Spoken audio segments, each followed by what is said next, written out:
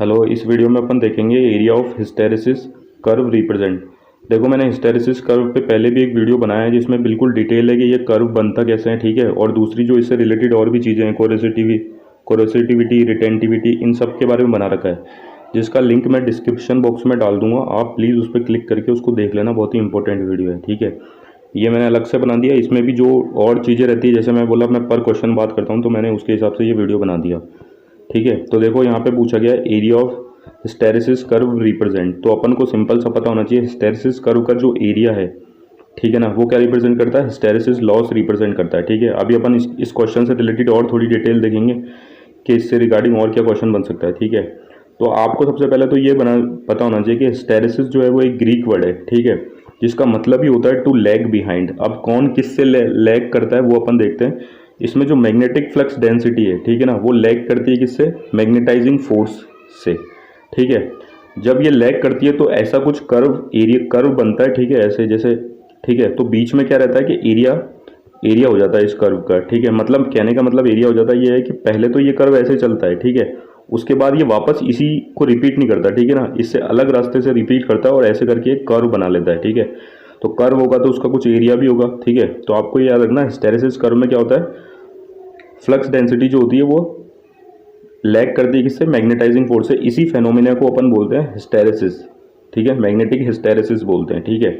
तो आपको ये पता होना चाहिए कि जो ये हिस्टेरेसिस कर्व का जो एरिया है वो रिप्रेजेंट करता है हिस्टेरेसिस लॉस। देखो, जैसे ये जो कर्व बना है, ठीक है ना, ये बना है hysteresis law loop of iron core. जैसे जो ट्रांसफार्मर में मेनली, मतलब दूसरी जगह जो आयरन कोर काफ़ी काम में ली जाती है, ठीक है, उसमें देखो हिस्टेरेसिस लॉस होता है, कुछ ऐसा सा एरिया बनता है, ठीक है। अब देखो यहाँ लिख रखा है, hysteresis result in dissipation of wasted energy. इसकी वजह से क्या होता है, डिसिपेशन होता है एनर्जी का, मतलब एनर्जी वेस्ट होती है, ठीक है ना। और ये एनर्जी जो वेस्ट होती है, ठीक है ना, वो किसके प्रोपोर्शनल होती है, एरिया ऑफ हिस्टेरेसिस लूप के। मतलब कहने का मतलब जितना ज़्यादा ये एरिया बड़ा होगा उतनी ज़्यादा एनर्जी लॉस होगा, ठीक है ना। और उसी लॉस को अपन हिस्टेरेसिस लॉस बोलते हैं, ठीक है।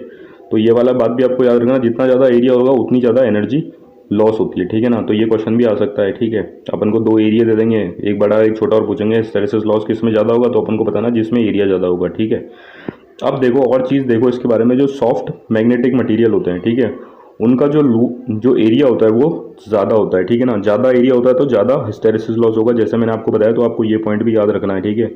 पूछ ले कभी, सॉफ्ट मैग्नेटिक मटेरियल का जो लूप का एरिया होता है वो ज़्यादा होता है, ठीक है। दूसरी तरफ जो हार्ड मैग्नेटिक मटेरियल होते हैं उनका जो एरिया होता है लूप का वो स्मॉल होता है, मतलब इनमें लॉसेस, हिस्टेरेसिस लॉसेस स्मॉल होते हैं, ठीक है ना। अब तीसरी बात अपन को ये देखनी है, देखो for air hysteresis curve is straight line.